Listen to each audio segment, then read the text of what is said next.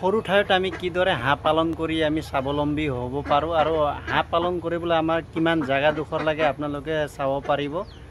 যিহেতু বৰ্তমান চাই লওক, এইটো যিহেতু মোৰ লোকেল পাতি হাঁহ, আপোনালোকে চাব পাৰে। নমস্কাৰ বন্ধুসকল, Raju village poultry farm business গ্ৰ' ইউটিউব চেনেলটোলৈ আৰু এটা নতুন ভিডিঅ'টোলৈ আপোনালোকক স্বাগতম জনাইছোঁ। বন্ধুসকল চাই লওক, যিহেতু হাঁহ ফাৰ্মিঙৰ বিষয়ে আপোনালোকক ভিডিঅ' দিম বুলি কৈছিলোঁ। এইবিলাক চাওক, গোটেই পাতি হাঁহ গোটেই এইবিলাক চাই ল'ব পাৰে। আমি সৰুকৈ ঘৰ বনাই আমি কিদৰে পাতি হাঁহত কিদৰে লাভৱান কৰিব পাৰোঁ, সেইটো বিষয়ে আপোনালোকক দিব গৈ আছোঁ। আমাৰ হাঁহ পালন কৰিবলৈ হ'লে আমি ইমান ডাঙৰ জেগা নালাগে। চাব পাৰে মোৰ এইটো 100জনী ওপৰত হ'ব এইবিলাক গোটেই হাঁহ। এইবিলাক গোটেই আপোনাৰ যিহেতু মোৰ মুৰ্গীও আছে, আপোনালোকে চাব পাৰে।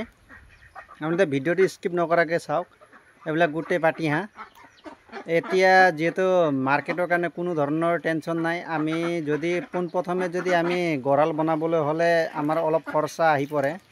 তাৰপিছত আমাৰ সেনেদৰে খৰচা কোনো ধৰণৰ আহি নপৰে। যিহেতু যদি আপোনাৰ জাগা থাকে, হাঁহ যদি চৰোৱা যদি আপোনাৰ এনেধৰণৰ জাগা থাকে, যিহেতু আমাৰ ইফালে গোটেই মুকলি হয়, ইফালে গোটেই আপোনাৰ ধাননি পথাৰ, ইফালে মই চৰাবলৈ খুব সুবিধা হ'ব পাৰে। এইবিলাক গোটেই সুবিধা, ইফালে জলাশয় আছে।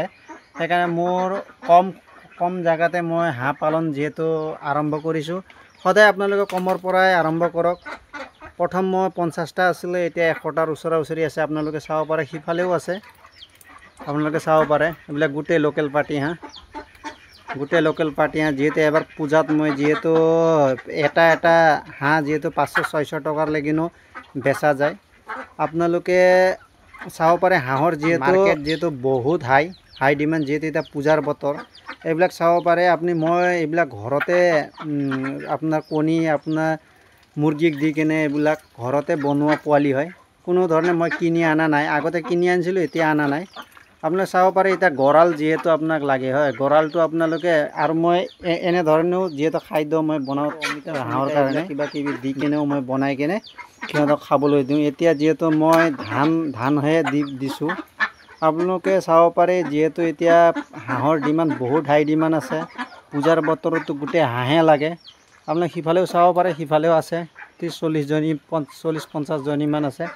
এতিয়া আমাৰ বনাব লাগিব, যিহেতু ঘৰখন আপোনাৰ বনালে এনেকৈ বনালে ভাল হ'ব। যিহেতু ইফালে চাব পাৰে, ইফালে গঁৰাল মই বনাই থৈছোঁ। যিহেতু গঁৰাল এতিয়া কেইটামানেতো কণী দি আছে। এতিয়া কণীৰ পৰাও এতিয়া মুনাফা হ'ব আপোনাৰ। আৰু যিহেতু এইটো যিহেতু মতা হাঁহ, এটা 600কৈ মই বেচিছোঁ। এইটো এনেকুৱা মতা হাঁহটো আপুনি চাব পাৰে। এইটো গোটেই আপোনাৰ ঘৰতে বনোৱা পোৱালি হয়। আৰু ইয়াৰ নেক্সটত মই আৰু সৰু পোৱালি আনি আপোনালোকক দেখুৱাম। যিহেতু আপোনালোকে ইনকাম কিন্তু বহুত ভাল হয়। এটা হাঁহক যদি 500-600 টকা কৰি যদি আপুনি বেচে, বহুত মুনাফা থাকে। আপোনালোকে প্ৰথম যদি আৰম্ভণি কৰিব বিচাৰে, তেনেহ'লে প্ৰথম আপোনালোকে 30-40টাৰ পৰা আৰম্ভ কৰক। সেইটো মই ছাজেষ্ট কৰোঁ আপোনালোকক। আৰু ঘৰ বনাওঁতে অলপ খৰচা আহি পৰে। যেনেকৈ আপোনাৰ বেছি নহয় 20x20ৰ ঘৰ বনালেও হ'ব। যিহেতু মোৰ ঘৰ অলৰেডি আছে, আপোনালোকে চাব পাৰে। সেইটো হয় মোৰ যিহেতু গঁৰাল। ইফালে আছে গঁৰাল, এইটো পিছফালৰটো গঁৰাল হয়, আপোনালোকে চাব পাৰিব। এইটো গঁৰাল হ'ল, সিফালৰ পৰা আছে দৰ্জাটো, আপোনালোকক সেইটোও দেখুৱাই দিম। যিহেতু হাঁহ পালনত বহুত মুনাফা আছে, আপোনালোকেও আহক আৰু সকলোৱে হাঁহ পালন কৰে। যিহেতু মোৰ ইউটিউব চেনেলটো আছে, যিহেতু ব্ৰইলাৰৰ বিষয়ে যিহেতু মই দি থাকোঁ, যিহেতু হাঁহৰ বিষয়ে মই দিয়া নাছিলোঁ, সেয়ে আজি মই হাঁহৰ ফাৰ্মিং বিষয়েও মই যিহেতু ভিডিঅ' বনাইছোঁ। আপোনালোকে পাৰিলে মোৰ ভিডিঅ'টো লাইক, শ্বেয়াৰ, ছাবস্ক্ৰাইব কৰিব। আৰু কেনেধৰণৰ ভিডিঅ' লাগে আপোনালোকে কমেণ্টত জনাব। এইটো চাব পাৰে হাঁহ যিহেতু সিঁচৰিত হৈ আছে, ইফাল সিফাল হৈ আছে। কেইটামান ইয়াত আছে, এইটো চাব পাৰে। আমাৰ জাগা খুবেই কম লাগে, ইমান ডাঙৰ জাগা নালাগে আমাক।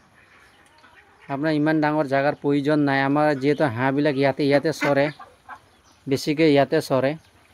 আপুনি চাব পাৰে, এটা হাঁহ আপোনাৰ যদি পূজাৰ বতৰত 600 টকাৰ তলত নাযায়। এইটোত যিহেতু সৰু পোৱালিও আছে, আৰু হেক্সৰ পৰা সৰু যিহেতু আনিম। আৰু হাঁহ আৰু কেইটামান সিফালেও গৈছে, আপোনালোকক দেখাই দিব পাৰিম মই, আপোনালোকে চাব পাৰিব। এইটো চাইডেও আছে, সিফালেও গ'ল। আৰু যিহেতু আমাৰ ইয়াত জলাশয়, গোটেই জলাশয় আছে, ইয়াত হাঁহ পালনৰ কাৰণে খুব সুবিধা আছে। আৰু এটা পোৱালি যদি আপুনি কিনিবলৈ যায় 40-50 টকা কৰি পৰি যায় পোৱালি। যিহেতু পোৱালি আমি ঘৰতে বনাওঁ, আমাৰ ঘৰৰ কাৰণে, যিহেতু ব্যৱহাৰৰ কাৰণে ঘৰতে বনাওঁ। যদি আপোনালোকৰ লাগে কমেণ্টত জনাব।